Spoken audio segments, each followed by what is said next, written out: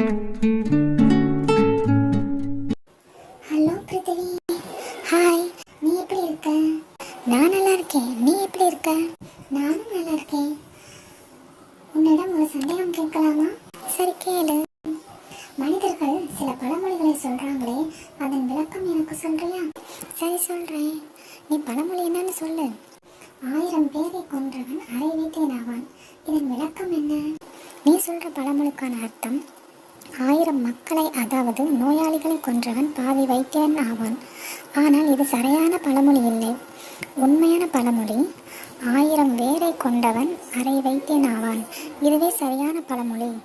அதாவது நோயை போக்க 1000 பேரை கொண்டு மருந்து கொடுப்பவன் அரை வைத்தியன் ஆவான் என்பதே இதன் விளக்கம். ஓ, அப்படியா? இந்த பழமொழிக்கான அர்த்தத்தை இன்னைக்கு நான் தெரிஞ்சுக்கிட்டேன். ரொம்ப நன்றி.